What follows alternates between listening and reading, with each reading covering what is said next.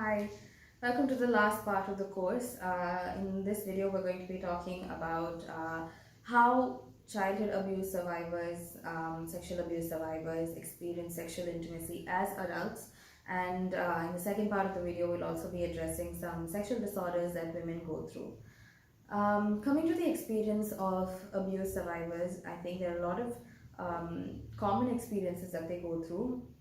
Many survivors have gone through some similar patterns when they're experiencing sexual intimacy in adulthood. Like, for example, there could be guilt and shame involved as a forefront, in the forefront as a very superior emotion, because some people might feel guilt for not having stopped the abuse as a child, and because of that, feeling comfort, feeling pleasure in a consensual space can also feel different and weird and might be awkward to accept.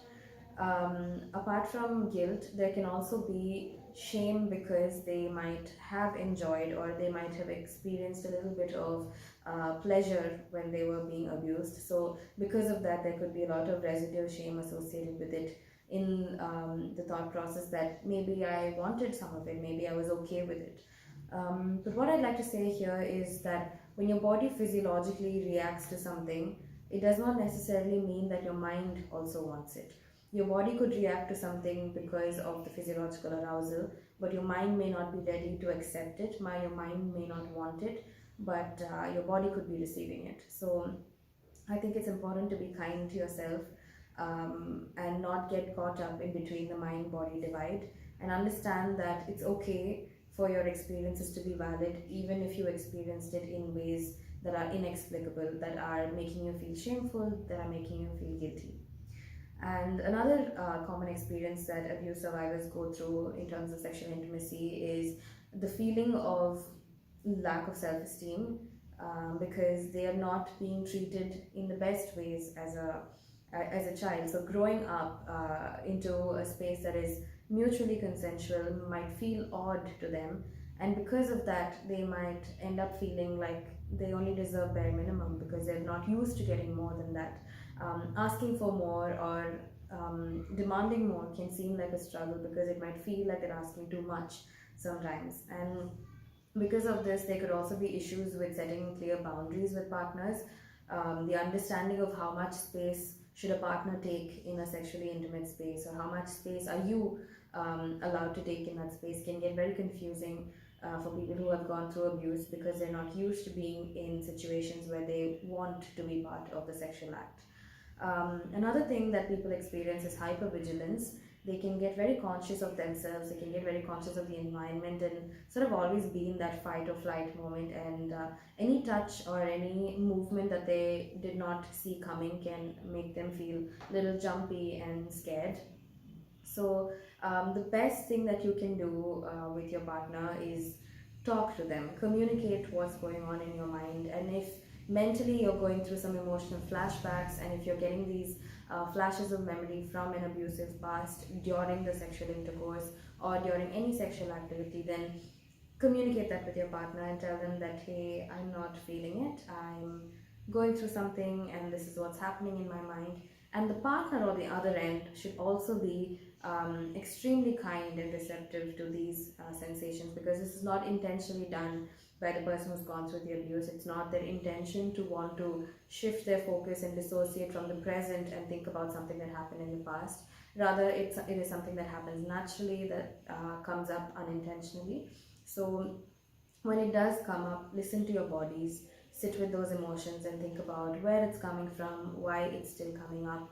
And if you're not in therapy, then please try to go for therapy, try to work through the trauma, try to heal from it a little bit, and maybe understand how you can work with your trauma experience, because healing does not always mean that moving on with a clear break, but it can also mean that understanding your life and accepting and modifying it according to the needs that your body requires, because it has been through the kind of past that it's been through.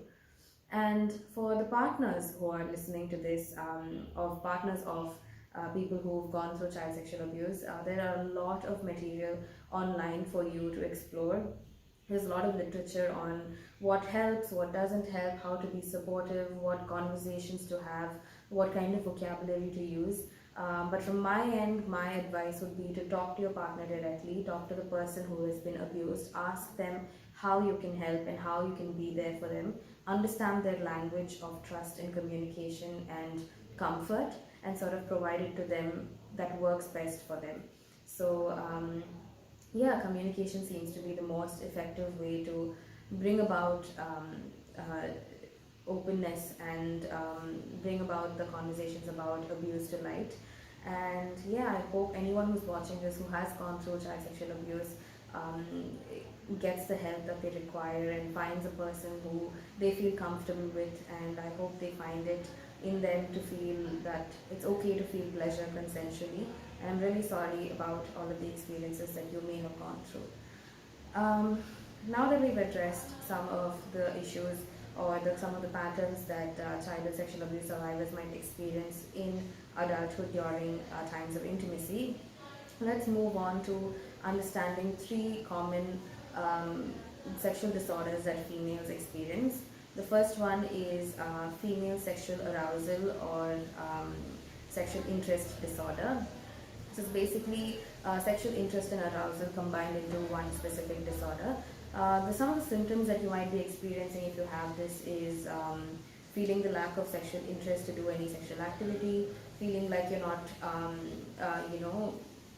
putting forth any signs, or like you don't want to ask for anything, you're okay with not being involved sexually with someone, you're not initiating any activity, and even if your partner is initiating, you're not able to reciprocate in the same level of interest, and you might not feel any pleasure through erotica, or you might feel no genital sensation or non-genital sensation for that matter during any sexual activity. So these are some of the common symptoms that you might experience if you have female sexual interest or arousal disorder. If in case you related to some of the points that I shared, does not necessarily mean that you have the disorder, because there are no criteria to it. All of these symptoms should also last for a span of 6 months, and it should not be explained by any other alcohol use or any depressive symptoms. But in case you are relating to some of these symptoms, then it's good to go and have a checkup with a doctor or a psychologist. The next disorder is female orgasm disorder, which is basically when females have difficulties with orgasms. Either it's infrequent, or there's a delay in orgasm, or the sensation that you experience through an orgasm is not impactful enough, or sometimes you might not have even experienced orgasms in your life.